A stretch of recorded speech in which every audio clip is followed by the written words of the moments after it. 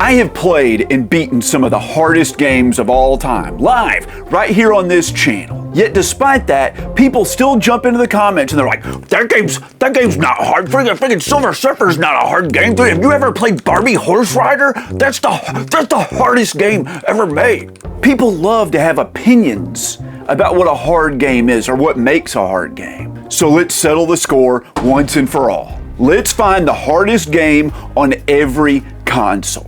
And this is going to include imports, games released worldwide, not just the ones released here in the United States.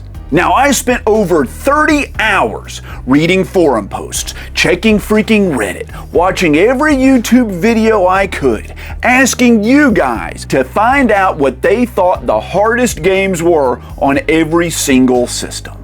I threw it all in a spreadsheet, had my PhD buddy who's a statistician look at it, and I have the results. To be included in this list, the console has to have at least 30 games released for it. And we only have time to talk about the top 25 most popular consoles is voted by you, and sadly that means we have to exclude handhelds. Maybe they'll make another video. Also, we know that there are tons of people out there that just parrot the stuff they've seen online in other videos. Everything is Dark Souls hard, or nothing is as hard as Battletoads. They probably didn't even play those games. Most gamers are pretty casual and haven't played every game on a system. They probably actually haven't played many games at all. I looked it up and the average gamer on Steam only plays 4 games a year. Not everybody knows what they're talking about. So while this video is based on the opinions of the general public, in some circumstances, if we have special knowledge from the real experts, the speedrunners, the competitive gamers, the people who really know what they're talking about, we can veto the popular vote and put in the game that really deserves it. Hey guys, I'm RNG Gamer. I play all my games randomly, and these are the hardest games on every console. First up, the Atari 2600 from 1977. There were lots of nominations for the hardest game on this console, but coming in at the top we have games like Raiders of the Lost Ark, Double Dragon, and Gravitar, the game I thought was going to be #1 on the list. But I was wrong. The winner coming in with more votes than any other game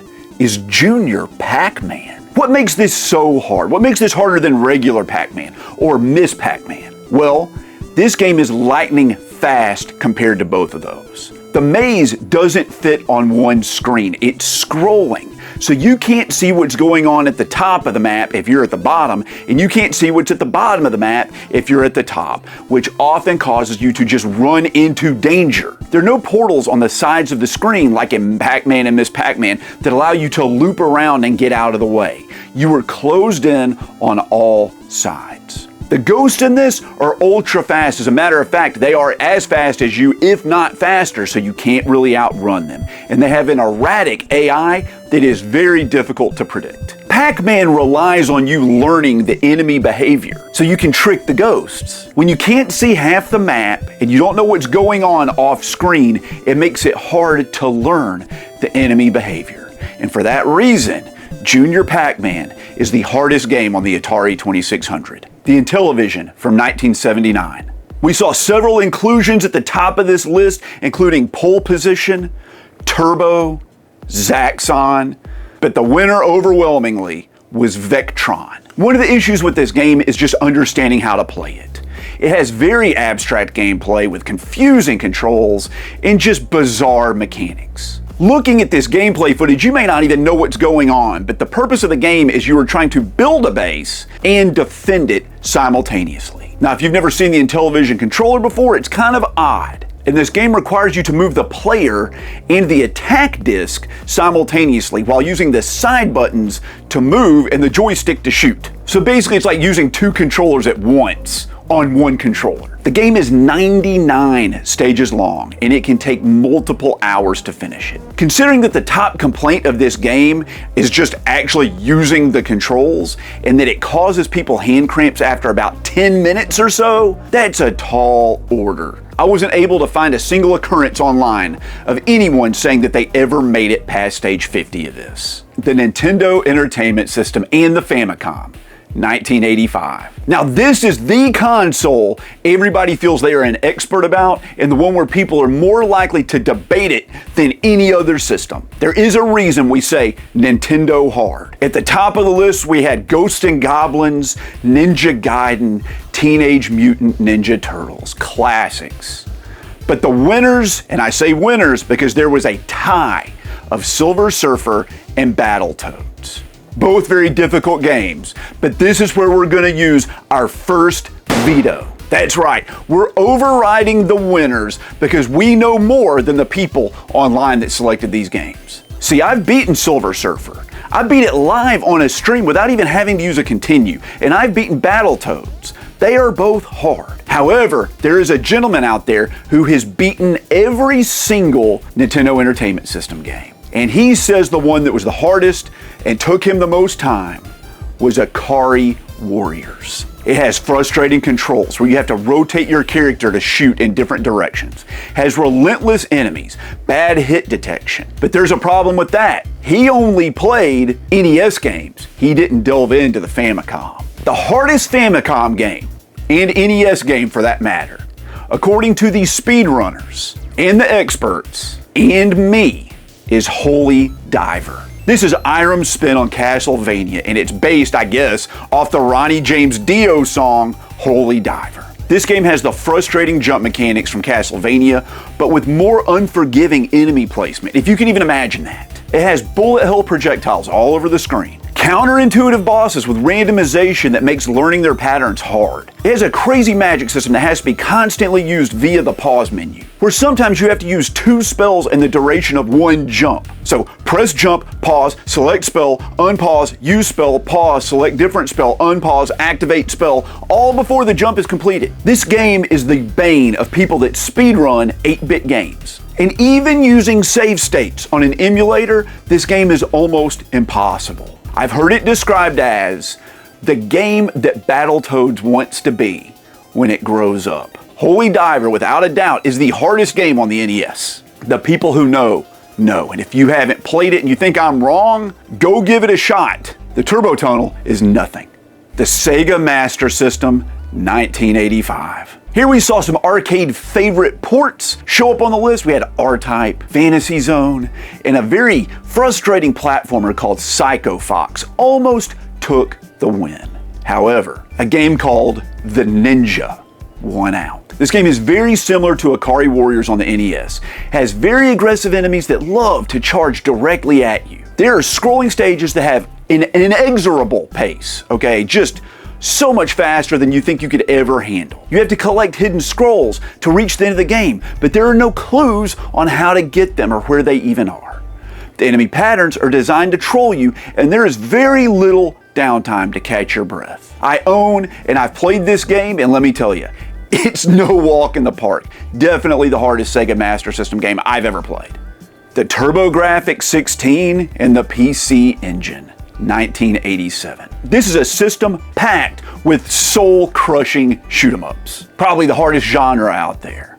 At the top of the list, you see R-Type, once again already appearing on the Sega Master System top 3. Image Fight 2, Tatsujin, Splatterhouse, which I recently beat on my first time ever playing it on a live stream, by the way. But the winner, and it was not even close, getting over double the votes of second place, was Ray Zanber 2. This game is completely unbalanced and broken. The enemies are way too tanky, they are way overpowered, and even the basic enemies at the beginning of the game feel like late game encounters. Like many bad shoot-em-ups, you really just don't get powered up enough to handle the enemies effectively. There's a checkpoint system that is unbalanced and unthought out, really, that puts you in locations where you really don't have the ability to recover. It sets you up for failure, and you have to play the game perfectly from the beginning. And even if you do play perfectly, it's so poorly designed, there's some places where you just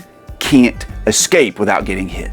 Ray Zanber, and Ray Zanber 2 in this case, definitely the hardest on the TurboGrafx 16, and the PC Engine for that matter. The Sega Genesis and Mega Drive, 1988. This also includes the 32X and Sega CD, since they were attachments for that console after all. Coming in at the top, you have Ghouls and Ghosts, Another game I beat on my very first time ever streaming it, both times through, by the way.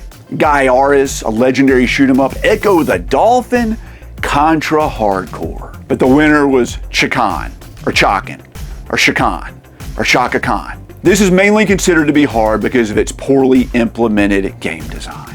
The controls feel stiff, yet loose at the same time. It's full of confusing and unfair platforming that relies on you often to have to make blind jumps or only giving you a pixel to land on, while being under attack from enemies from all sides. The attack range is too short and hard to land. Simple enemies take tons of hits to kill. There's no save or password system, so you have to beat the overly long game in just one go. Dying sends you back to the overworld, where you lose all of your power-ups.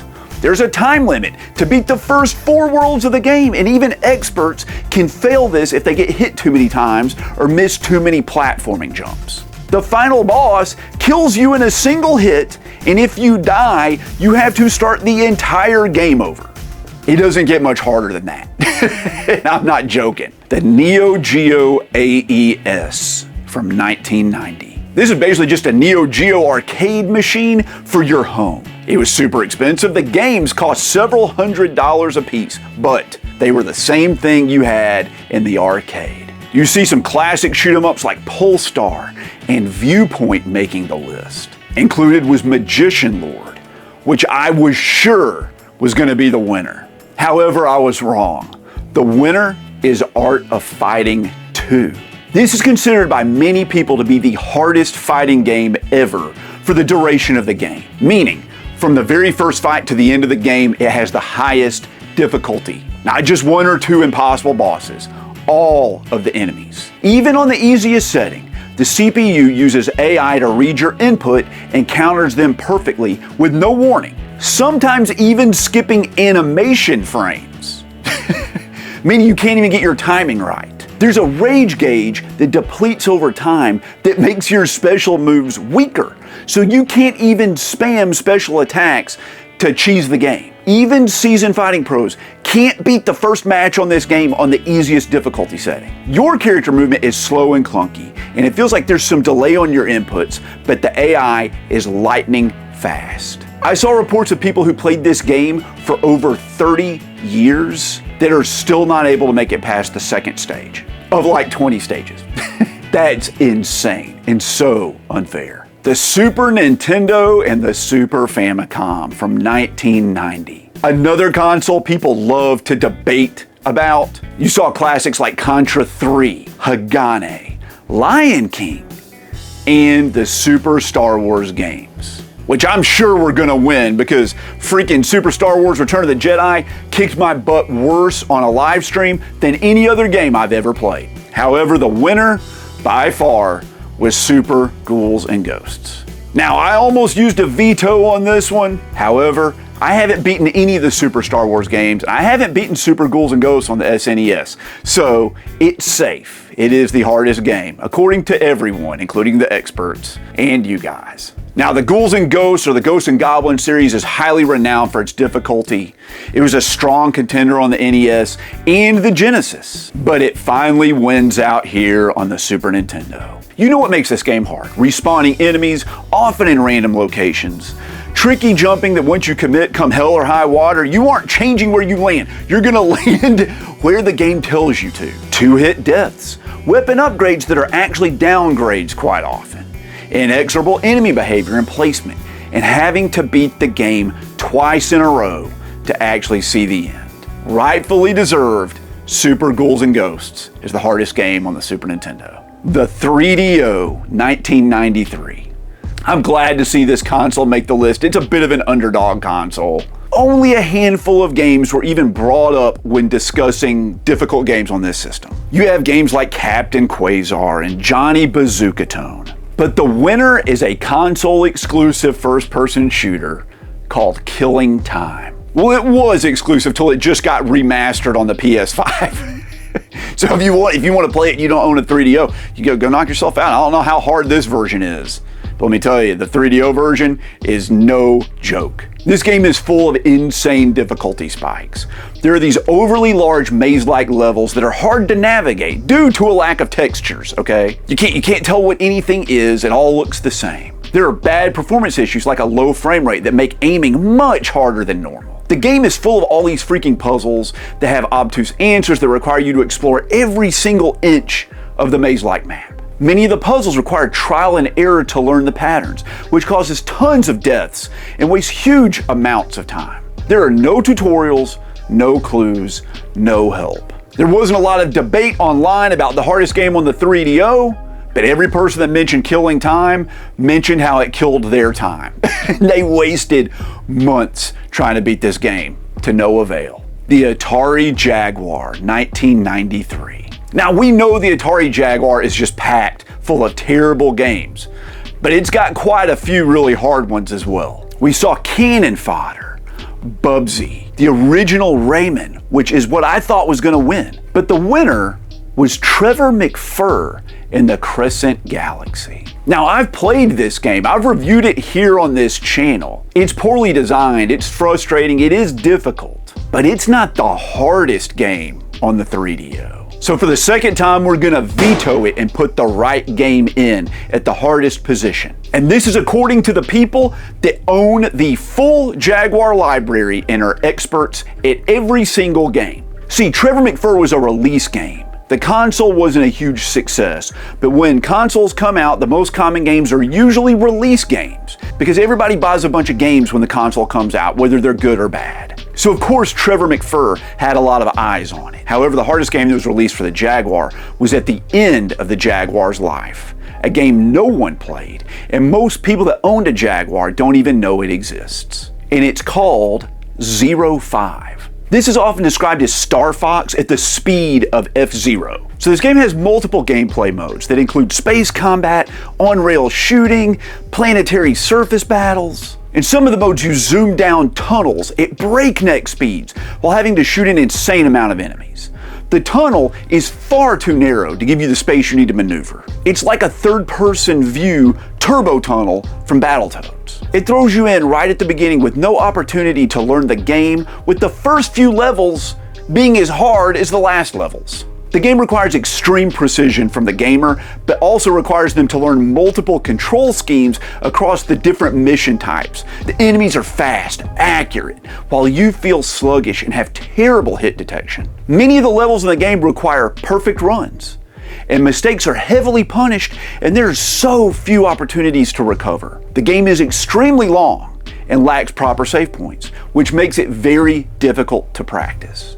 05, by all accounts, and everybody who's ever played it, is an actual nightmare. Up next, we have the Sega Saturn from 1994. Now, the Sega Saturn kind of flopped in the United States, but it was a huge hit in Japan, which is where most of the console's library exists, and where the hardest games reside. You have games like Darius Gaiden, Baroque, Dodonpachi, and Rayman making its second appearance on this list. But the winner, surprisingly for me, was Radiant Silvergun. While there are other Sega Saturn shoot-'em-ups that can get more brutal on the higher difficulties, none are more consistently difficult all the way through than Radiant Silvergun. It has this complex weapon system with 6 different weapon combinations that all have wildly different uses that have to be utilized at the correct time in the correct situations. They can be leveled up in a way, but there are no real power-ups. So you are pretty much as strong as you will ever be right from the beginning of the game. There's this demanding scoring system that uses color-coded chaining, where destroying 3 enemies of the same color in a row builds your score. But if you make one mistake, it resets. The game is essentially a boss gauntlet with a huge number of encounters, and most of them having multiple phases and multiple sections that have to be destroyed in a specific order. When not on a boss fight, there are tightly packed enemy patterns with insane barrages of bullets. You need to memorize level layouts, enemy placement, bullet patterns, and when to use each weapon. Basically, you have to be perfect.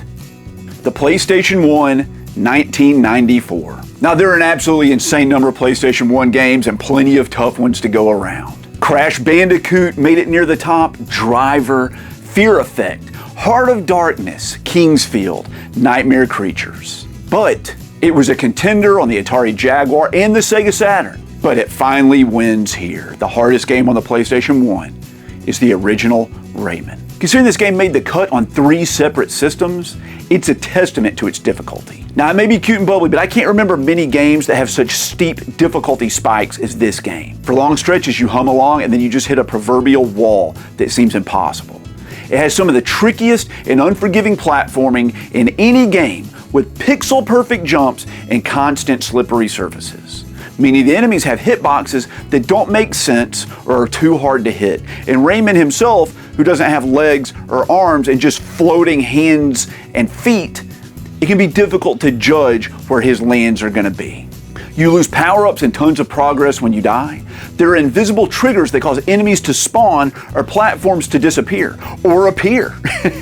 You are required to find collectibles to reach the final level of the game, and these are often hidden in hard-to-reach areas that you would never even know existed without a guide. If you've played Rayman, you know how freaking tough it is. It's hard a lot of the time, and I've never met anybody that's actually ever beaten it. The Nintendo 64, 1996. Tons of people voted for this system, but only a handful of games were even nominated. Apparently there's just like a lot of ire directed at just a few titles. Those being Blast Corps, F-Zero X, the original Sin and Punishment, and of course, Superman 64, which I thought was a shoo-in winner. However, it was beaten out by Jet Force Gemini. Now, this game is considered to be primarily hard because of its legendarily terrible and inaccurate controls. Many players have a difficult time just turning around and find themselves constantly walking backwards or sidestepping. The game requires you to land precise shots, but the controls make it too difficult. The camera is one of the worst on the N64 and can make some of the areas almost unplayable. To access the final stage, you have to get 100% completion in the game and find all 282 survivors. And to find them requires an insane amount of exploration and understanding which special abilities of which of the playable characters are needed in each area. The game essentially requires a strategy guide to let you know what order to visit the planets, to find the ship parts, or what characters to use. Combining this obtuse design with the magnificently terrible gameplay makes this a real test of endurance and a chore. Without outside help, plan to spend about 20 hours to beat this game. Doing it on your own without a guide, more like 40 hours. However, some people online said it took them 200 to 300 hours to finally reach the final level without a guide. That's 90% of your time spent lost. Jet Force Gemini deserves its place on this list. The Sega Dreamcast, 1999. This was Sega's last home console and our first foray into the 6th generation of video games. There were tons of nominations on this system, but Mars, Matrix, Illbleed, and Border Down were coming in at the top spots. But the winner, one of my favorites, is Ikaruga. Ikaruga is widely considered to be one of the hardest games of all time. It's actually the spiritual successor to Radiant Silvergun, the winner on the Sega Saturn. And just like Radiant Silvergun, you basically have no power-ups.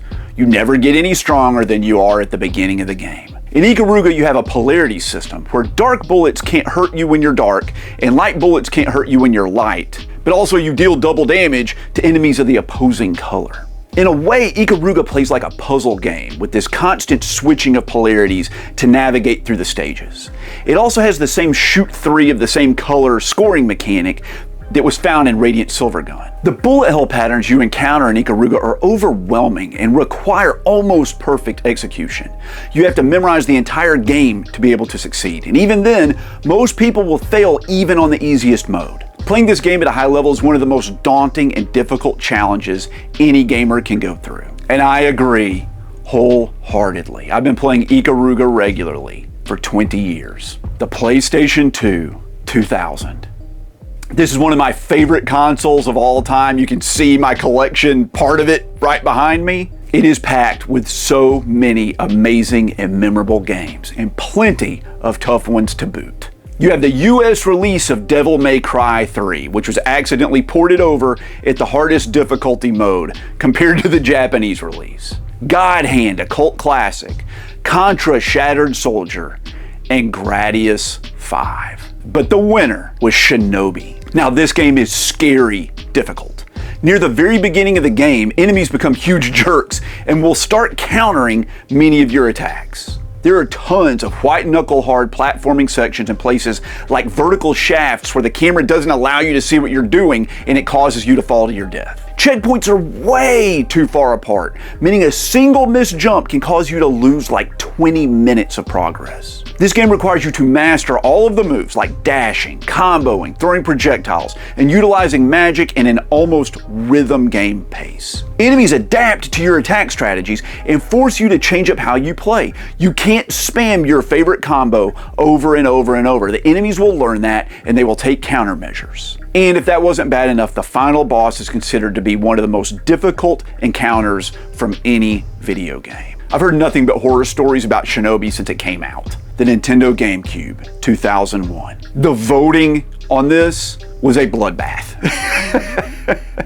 You guys are passionate about the GameCube. We saw Alien Hominid make an appearance, Resident Evil 0, Super Monkey Ball 2, and even Ikaruga making its second appearance this console generation. But by far and away, the winner was F-Zero GX. People have been complaining about this game and its difficulty in story mode for over 20 years. I seriously bet over 50 people have told me that they were never even able to beat the second track of the game. And the main issue is that the game is just too fast.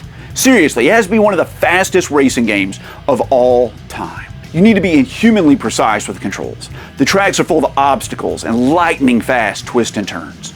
You have to memorize the tracks down to the millisecond. You also have a boost mechanic that is tied to the energy system that most people just can't get the swing of. And truthfully, the AI enemies require more from you than you can probably provide. Even with practice on this one, even if you're an expert gamer, you just may not have the physical dexterity to succeed at this game. Your fingers just may not be fast enough. I've even heard rumors that the designers of this game said they intentionally tried to make it as unfair as possible. That definitely seems to be the case. A worthy entry on this list, the original Xbox 2001.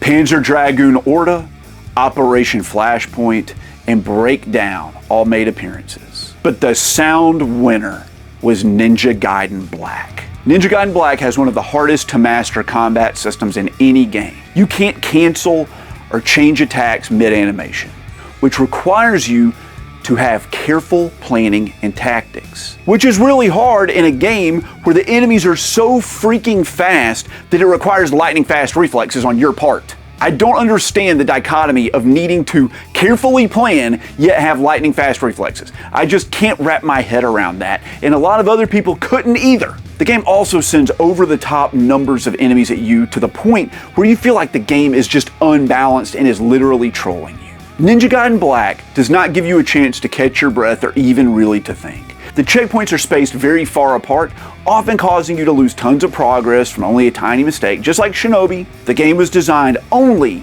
for elite players, and the designers really had no interest whatsoever in making this game accessible. If you have not played it, and you think I'm feeding you a line of crap, I charge you to go try to play this game on the Xbox. And like, really play it. Don't just put an hour into it and be like, yeah, I could do this. No. Try to beat this game. Make it 80% of the way through this game. And tell me if you've played many other games that are as hard as this. The Xbox 360, 2005, another one of my favorite consoles. Now we're entering the 7th console generation, the era of Dark Souls. Everything's Dark Souls hard. Dark Souls was made by a company called FromSoft, and spoiler warning, no company on this entire list had more nominations than FromSoft as a developer, and for a good reason. Ikaruga once again makes another appearance. It appeared on the Xbox 360, still frustrating people. Super Meat Boy, our first digital release game, makes an appearance here. Vanquish, an underrated third-person action game, and Dark Souls shows up for the first time on this list. However, the winner was Ninja Gaiden 2, the sequel to Ninja Gaiden Black on the Xbox. And I am sure that that game is very, very difficult. I haven't played it. However, we are going to have to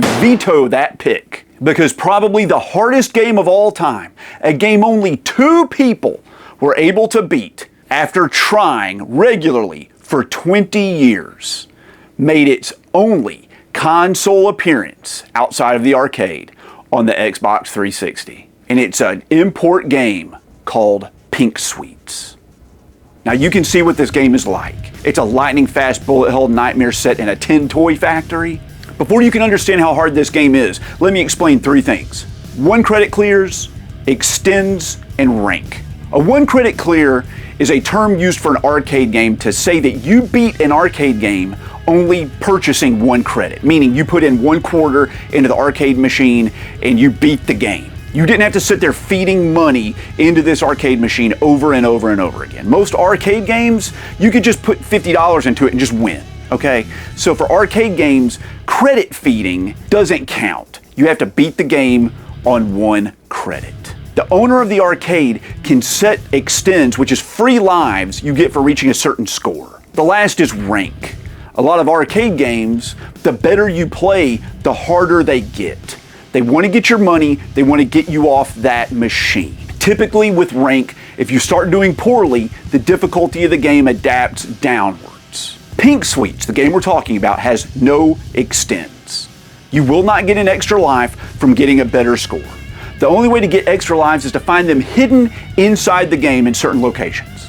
If you get over 6 of them, the game glitches out and gives you infinite lives. And that is the way people who competitively play this game play it. They get infinite lives and they just try to get the highest score. This version on the Xbox 360, they removed the infinite lives glitch. In Pink Sweets, the rank never goes down. The better you play, the harder the game gets.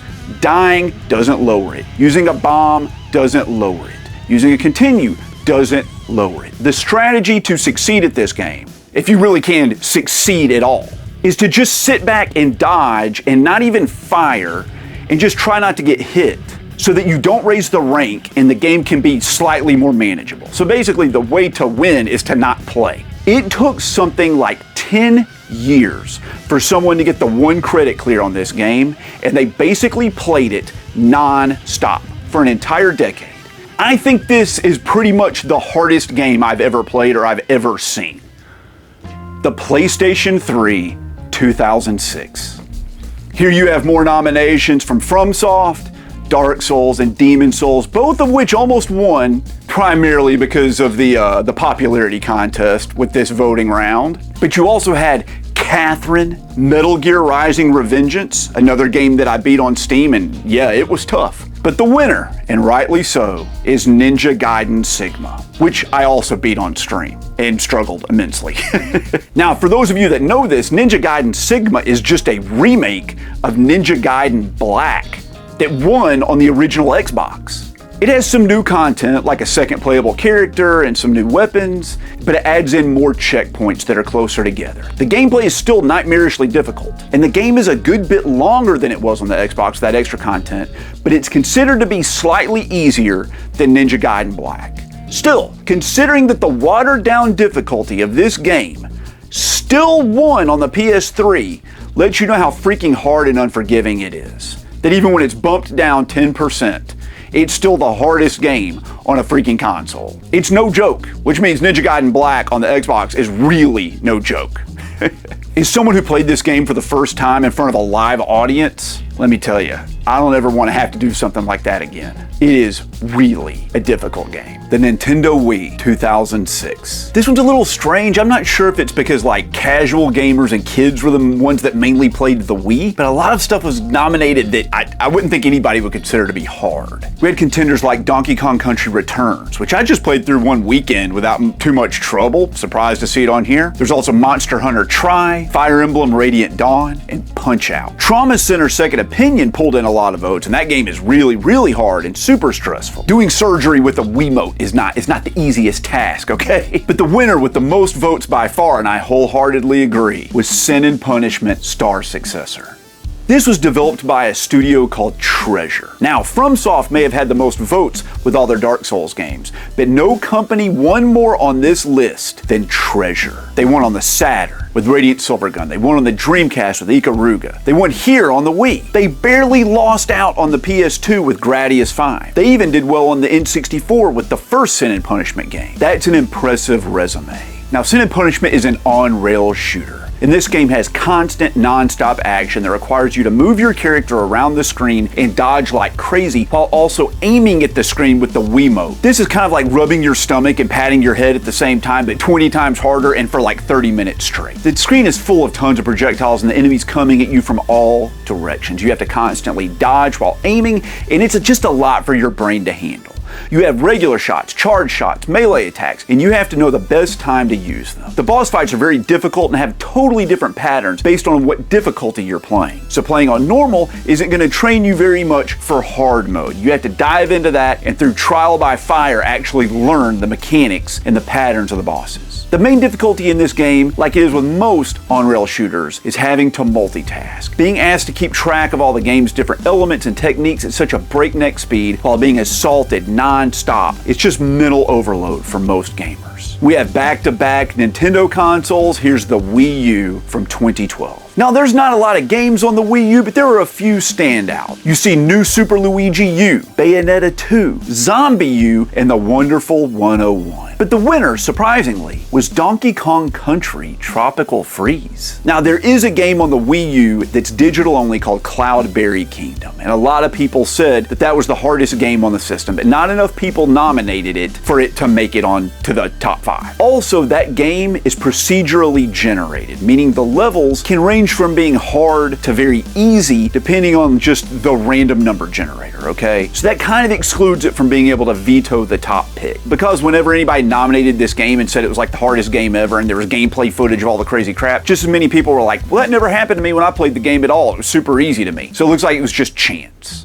So Donkey Kong Country Tropical Freeze is the rightful winner. Now, all of the Donkey Kong Country games are hard for the same reason. Donkey Kong himself has some strange momentum and inertia that can make pinpoint platforming a lot trickier. There's some difficult platforming in these games that's hard to get used to, where there's a refractory period after you land a jump before you can jump again that a lot of people never really get the hang of. Often you'll have to fail several times in a level to learn what's coming up, so you can kind of pseudo-memorize the levels. The boss fights can also be kind of long, they don't have any checkpoints, so you'll have to memorize those too. So this is probably the easiest game to appear on this list as a winner. However, one of the reasons I think so many people nominated it was for the hard mode of the game, which is a tall order. In hard mode, you only get a single hit, there are no checkpoints in the levels, and there are no items to help you. So every level has to be an absolute perfect run. That is super hard by anybody's standards. Any good gamer would struggle with that. However, that's not the way most people played this game. I think most of the people that nominated it didn't even do that. So while that is hard, I don't consider the rest of the game to be one of the standouts on this list. Although it probably is the hardest game on the Wii U. The PlayStation 4 2013. The PlayStation 4 is my favorite console of all time. Now at this point, we started getting some blurring between the different generations. See, a lot of games that appeared on this list previously and existed previously started appearing again on the PlayStation 4. And we started seeing them get nominated again on this system. In this generation, you also see tons of indie games getting mentioned again and again and again across multiple platforms. Celeste, Darkest Dungeon, The Binding of Isaac, Enter the Gungeon, Dead Cells, Hollow Knight, Cuphead, Hades. The PS4 is also home to tons of really hard Japanese shoot-'em-ups. Games like Battle Garega, Ketsui, Dodonpachi, Daijo. Those all got re-releases on the PS4. However, most of these Japanese shoot-'em-up re-releases have training modes and easy modes and super easy modes added to the game to make them more accessible. In their arcade incarnations, these games are harder than anything that would ever appear on this list. And because they're able to train you how to play, it kind of eliminates a lot of them from this list. Because the winner, it doesn't have any way to train you at all. The games that got the most votes were Super Meat Boy, which was nominated previously on the Xbox 360, Dark Souls 3 and Bloodborne, both from Soft Games. The Witness, a puzzle game, got a ton of votes. Now, I have a video series called The Hardest Games I've I've ever played, and I nominated The Witness because I said that it was a puzzle game that made me feel dumber than any other game I've ever played. There's no combat in this. There are no real challenges. You can't die. It just relies on you to think. And the fact that it requires you to think, and so many people failed at this, and it was nominated on this list in like 3rd place, that's crazy to think. Ikaruga also makes another appearance here in 2nd place on its 5th console. Jeez, that's crazy. But the winner, with 30% more votes than any other game nominated on the PS4, is Sekiro: Shadows Die Twice, FromSoft's first win on this list. And this is considered to be the hardest FromSoft game. That's saying a lot, considering FromSoft is the company that has the most nominations on this list of the hardest games on every console. This whole game is designed around your ability to parry. Instead of farming XP and gear so you can get an advantage like in every other Souls game, you only have your gaming skills here to save you. You can't summon NPCs or players to come help you. You can't tailor the gameplay to your style. You have to master the combat system exactly the way FromSoft wants you to. You have to nail those parries, which can be almost frame perfect, and then be highly offensive to try to break the enemy's posture. And I don't mean offensive as in like you're insulting their integrity. I mean offensive as in you've got to go on the offense. You can't rely on defense. Not this time around. Estimates say that only 10 to 15% of players beat the final boss in Sekiro, whereas the other Souls games and Elden Ring have closer to a 40% completion rate. That tells me that Sekiro is 3 to 4 times harder than the other Souls games.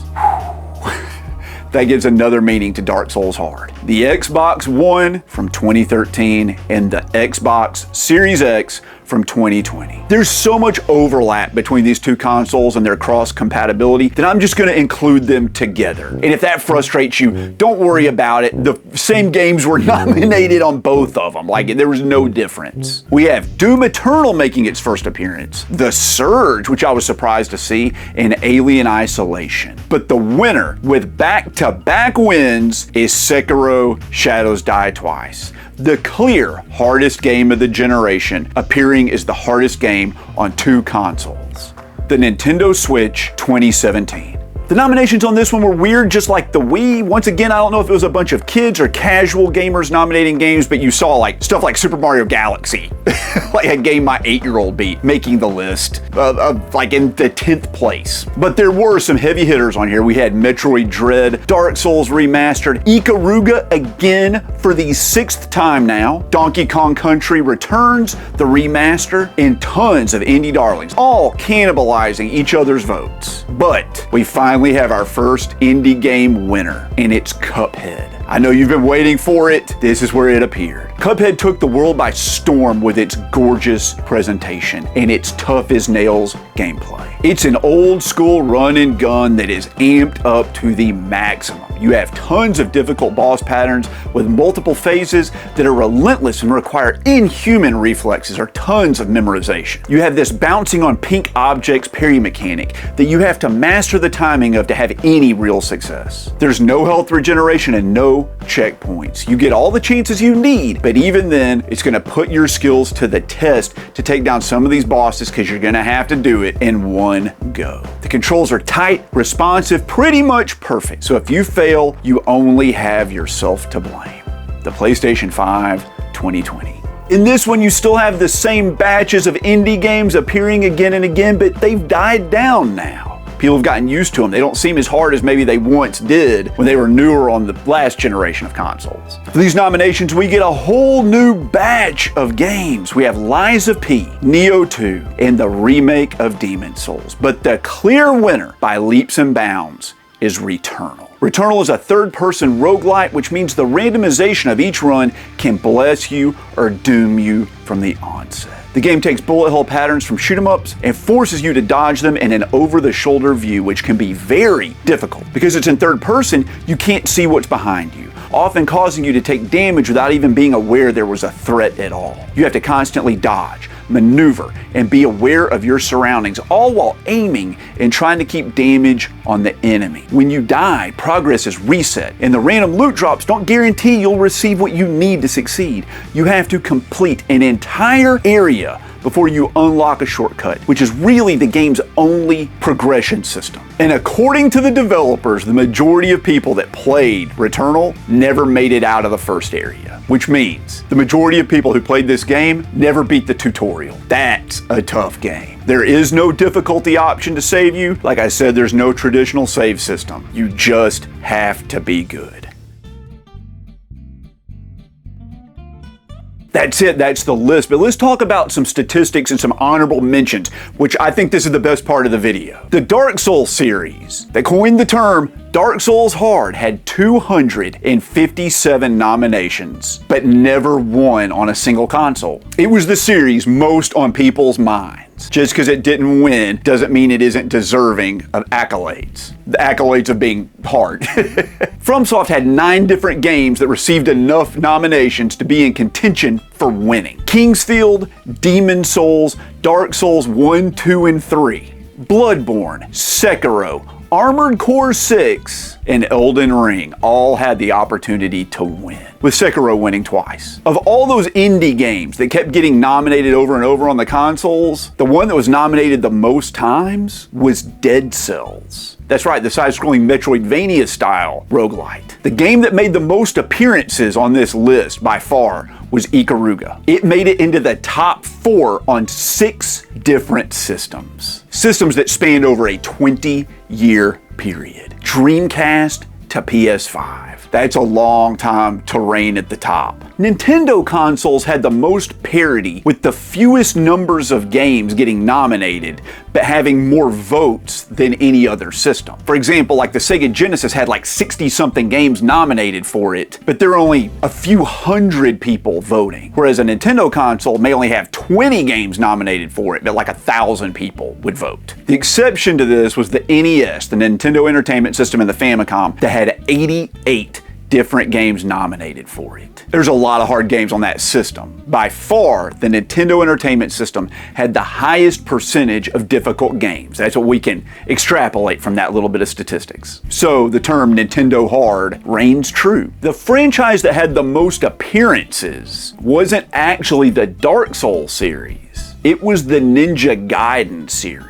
It made appearances and was nominated on 10 different consoles, ranging all the way from the NES up to the PS5. Meaning, no other game franchise has tormented more generations of players than Ninja Gaiden. But the most interesting statistic of all is the best performing game. Other than Ikaruga, the game that when it was nominated almost won every single time it appeared was Rayman. It won on the PlayStation 1, it almost won on the Atari Jaguar and the Sega Saturn. As a matter of fact, out of hundreds and hundreds and hundreds of votes and nominations, if Rayman had received 6 more votes, it would have been a 3-time winner. If you stuck around this long, I really appreciate it. Thank you so much. This video took months to make, and I'm not joking.